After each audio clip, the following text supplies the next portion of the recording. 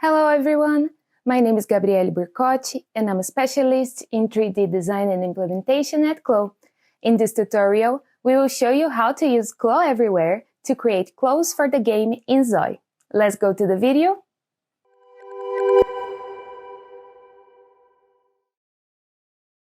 The first step is to download the assets provided in the CONNECT store. You'll find the links in the description below. Make sure to download the entire folder and unzip it, as it contains several assets you'll be using through the process. I like linking my folders in the CLO library so I can quickly access the assets whenever I need them. Once you open the files, you'll notice that both avatars have red lines along the wrists. This indicates that the garment sleeves should not extend beyond that point. For pants, ensure that they do not touch the ground. Additionally, the female avatar has a red area along the hips, which means skirts should ideally not go below this line, as doing so makes the rigging process more challenging. Here I have a three-piece look that I prepared specifically to demonstrate various scenarios and best practices when preparing a garment for a video game. Video games generally require maximum asset optimization. So if you have a garment that is true to life, with all the patterns, finishes, and details, we will need to adjust it to ensure better rigging and optimization inside the game. Take this cardigan as an example. It has folded cuffs and hem, just like in real life. To adapt it to the game, I will cut and remove half of the patterns. To add realism to the patterns, we will use additional thickness rendering. But first, make sure you are using the Fit Textured Surface option in the 3D window toggle menu. I'll start by selecting the cardigan cuffs and hemline and adding 5 mm of thickness. This creates the effect of 2 layers of fabric, which is what I want. I'll do the same for the placket. Next, I'll hide the cardigan to work on the bodysuit. Since this piece won't be very visible, I don't need to worry too much about the armholes. However, if I wanted to use this garment without the jacket in Inzoi later, I would recommend increasing its additional thickness rendering to 3 mm. I'll apply the same logic to the shorts, increasing the thickness of patterns that represent double layers or that are generally thicker. Now I'll bring the cardigan back. Before moving on to EveryWear, there's one more quick step. Since my file is currently in high resolution, I will increase the particle distance to 8 and change the additional thickness collision to 2.5 mm to ensure the garment remains stable during simulation. Finally, I'll activate the wireframe so you can see the mesh. For better rigging results, it's ideal to have a quad mesh. Fortunately, CLO has a special algorithm that converts the mesh to quads, while keeping it optimized and respecting the garment's curvature. So I will select all the patterns with Ctrl A, then I'll right-click and change the mesh type to quad. Before running the optimization, here's a useful tip. Reduce the poly count by adjusting the resolution of the pattern edges. By default, this value is set to 6, so I'll select all my patterns and lower it to 2. Since in most areas this won't be noticeable. Next, using the Edit Pattern tool, I can manually adjust areas where I want higher resolution, such as the cardigan placket, which I'll set to 4. I'll do the same adjustment to some of the hemlines. Now it's time to open EveryWear. Start by selecting Connect, then EveryWear. Once the window opens, you'll see the avatar and garment polygon count displayed in both the 3D window and in the EveryWear panel. The number we need to focus on is the garment polygons. For Inzoi, we recommend a maximum of 15,000 quads for looks that contain top and bottom, and 20,000 quads for looks that contain top, bottom, and outerwear. Before running the optimization, we strongly recommend converting all of your top stitches from OBJ to texture. Since top stitches account for a significant portion of the total polygon count in this project, switching them to texture will greatly reduce the overall number of garment polygons. I'll set my goal to 30,000 quads, which is slightly higher than the 20k limit, because I know I'll use other tools later to reduce it further. Now click Optimize, and CLO will increase the particle distance of the garment to help us reach the target. If you prefer, instead of using Everywhere optimization, you can manually adjust the particle distance for each pattern individually. This approach gives you greater control over the garment, allowing you to decide which areas require higher resolution and where a lower mesh density is acceptable. When you use Everywhere Optimization tool, it transforms all trims into plain type, meaning each trim is now represented by a flat surface with a texture, like you can see here with this button. If a trim is close to the avatar's face and might be seen up close, you may want to revert it to a mesh type. To do this, click the trim in the object browser and uncheck Plane. Then manually you can reduce the poly count. I'll set mine to 500, which should be enough for this button. For less noticeable trims like the belt buckle, I'll leave them as plain type. Next, we need to mask out parts that won't be visible in the game. For example, the lower and back sections of the bodysuit will be hidden by the shorts and cardigan, so we can mask those out. Click the paintbrush icon to start masking.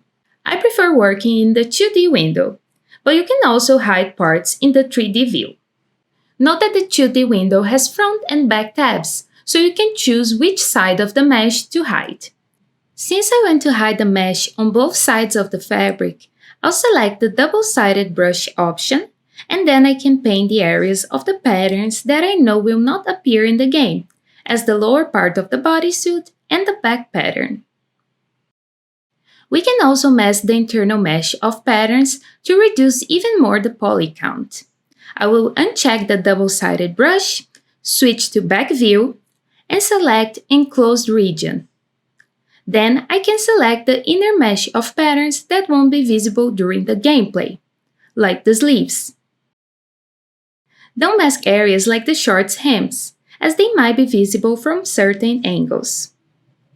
Once you finish, you can select Exit. As you can see, these steps allowed us to reduce the poly count while maintaining the garment's high quality. Next, we will use the Auto Seal tool to ensure a clean finish in areas that can be closed. Here, I'll hide my avatar using the Shift-A shortcut so we can get a better view of the garment's internal part. Then, I can choose between the disc or 3D pen option. They work very similarly. With the disc option, imagine you are sealing the sleeve with a circular shape. You simply need to click on 3 points that will define where the disc will be created.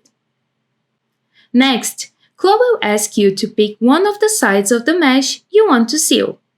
I'll select the bottom part, and now you can see that CLO has sealed the sleeve opening.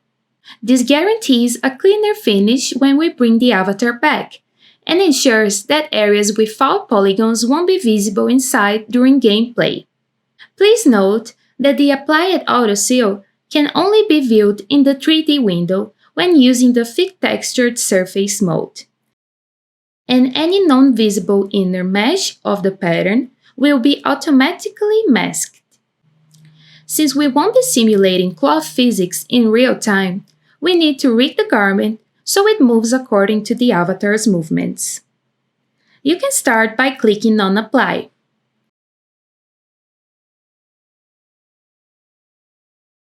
Next, we need to check if the garment looks correct during different avatar motions. Go back to the library, and inside the Assets folder, you'll find the Motion folder. Double-click it to apply.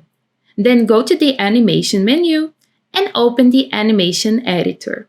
First, right-click on the timeline and select Clamp Range to Active Frames so we can watch the entire animation. Then hit play and analyze whether the garment behaves correctly. Here we are looking for parts of the garment that aren't moving with the avatar, areas where the mesh is colliding with the body or other fabrics, and regions around the joints that appear unnatural. After the first animation, we return to frame 1 and check the second motion.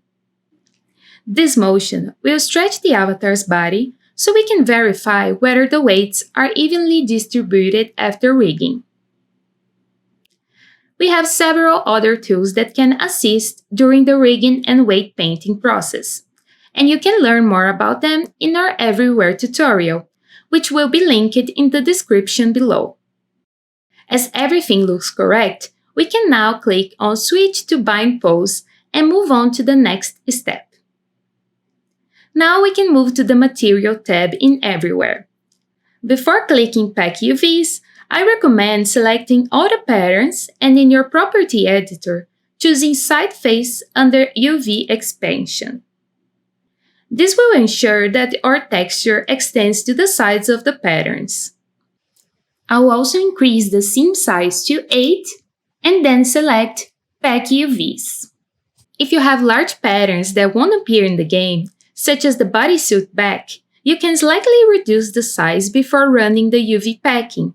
This will guarantee a higher resolution for patterns that will actually be visible in the game. Finally, you can click Exit. The next step is baking. Click Apply next to baking to generate the maps. Here we will generate the detailed normal map and ambient occlusion maps. They will guarantee a higher resolution effect in your garment without compromising the polygon count. Before moving on, make sure to save a good thumbnail image of your garment as it will be used later on. Now we can finally click Export and type in our garment's name.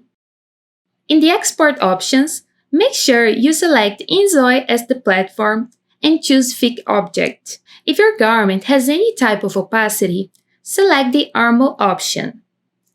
I would be able to select the Arm option if I hadn't set my buckle trim as a plane. Since it uses a PNG texture, I need to go with the Armor option. Now I can click OK. Just keep in mind, before exporting, you need to ensure all your patterns are rigged and that all your UVs are packed within a single tile. Otherwise, you'll see an error message when you click the Export button. One more step is needed before we can bring our garment into the game. This will be done using the Modkit provided by Inzoi. You can download it using the link in the description or by searching for Inzoi Modkit in your Epic Games app and clicking to download it. Once the download is complete, open the Modkit. We will start by duplicating an existing garment to use as the base for our mod. Select Create a Zoi, then change the drop-down to Set. Use the checkboxes for Male, Female, Adult, and Youth to filter assets according to the garment you created. I recommend choosing the garment that most closely resembles your design, as this will make masking body parts easier later. Since my outfit has shorts and long sleeves, I'll use this jumpsuit as the base. Click the arrow and select Create New Mod Project. Add a name and description for your mod, then click Create. A new folder will be generated for your project. Next, click the arrow next to your newly created mod and select Open Mod Workspace. A window will appear asking if you want to create a copy of the source asset data. Then click Copy. Now, we will replace the current garment with our own mesh and textures. Scroll down and click Open Resource Import Tool. This special window allows you to import assets in a standardized way. First, ensure Skeletal Mesh Outfit is selected. Drag and drop the FBX file exported from CLO and wait for it to load. Then move on to the textures. Click the Base Color button and drag and drop the base color image. Repeat this process for the normal, arm, and thumbnail images. After that, close the Resource Import tool. You'll notice new folders called Mesh and Texture inside your project folder. Start by opening the Mesh folder and selecting the garment file you just imported. Scroll up to where the current mesh is listed and click the arrow icon to replace the jumpsuit with the file you selected in the object browser. Now, we need to add a new material for this outfit. Start by clicking the Me Cast button and typing the name of your material. Click the arrow next to the material to reveal the slots where we will add our maps. Next, go to the Textures folder, select the arm texture, and then click the arrow to apply this image as the map. Repeat the same process for the normal and base color maps. Now our texture is set, but we still need to apply it to the garment mesh. First, click to the folder icon next to your material. This will take you to its location inside the project folder. Then double-click the mesh asset to open its editor. In the material slot, click the arrow icon to apply the newly created material to the mesh. Finally, save and close this window. Since I also imported my thumbnail image, I'll navigate to the Textures folder, select the thumbnail, and apply it to the thumbnail slot. We are almost ready. The last step is to make sure the body regions being masked out are correct. This is important to avoid collisions and improve game performance. Inzoi uses a group ID system that makes it easy for users to hide specific body parts. Under the body hiding section, you'll see which areas are masked based on the garment we selected as the base earlier. Scroll up and click Enable Body Region Hiding. This option gives you a preview of the parts that will be hidden during the game. Since I started with a jumpsuit, my mask is already correct. As you can see, the visible areas of the body display the colorful texture, which represents the body masking region guide. I'll hide the garment preview so you can see that all body areas covered by the garment are masked out. But let's imagine that my garment was a short-sleeved t-shirt. In that case, I would scroll down and instead of arms all, I would choose arms all short. So the avatar arms would remain visible in the game. If you need more details about Inzoi's body hiding system, I'll leave a link in the description with a more detailed explanation. Now I'll return to the original preview settings, then click Save and select the arrow to go back to my projects. To test the mod on your computer, click the arrow next to your project and select Create Local Mod Package. Save the file in the 888-49 folder, located inside the mods folder in Inzoi's documents. The mods will still work within the main mods folder, but for better management, we recommend placing them in the 888-49 folder. Then, wait until you see the pop-up message, Packaging Successful. Now you can launch Inzoi. Just make sure to check if the mods are available. Go to Options, Mods, and make sure that Enable Mods option is turned on. Next, enter the Character Studio. Choose the avatar type and open the Outfit tab. Go to Sets, scroll down until you find your outfit, and click to wear it. All your created outfits will have a mod icon next to them. Now that we have confirmed our mod is working properly, we can share it through the CONNECT Gamewear platform. This allows other players to access your creations and use them in their own game. First, navigate to the folder where we just saved the package file. Select the folder you want to upload and compress it into a zip file. Next, we will upload our garment into Gamewear. Start by logging into Connect and clicking the Upload button. On the Upload screen, select Gamewear. Then, in Windows File Explorer, select the zip file of the outfit you want to upload. Here you can add the name, the description, tags, and other images to your file. Then we can set the garment category for our item. Adding categories will improve the item compatibility and search results, since users can search and filter items by category. In the Recolor option, select Unavailable, since we haven't created a RGB mask map that would allow us to recolor garments inside Inzoi. For pricing options, the pricing feature is currently unavailable, and only free items are allowed. Then, click Publish to make the item public. You can also click Draft to keep the item hidden from other users while allowing further editing or re-uploading.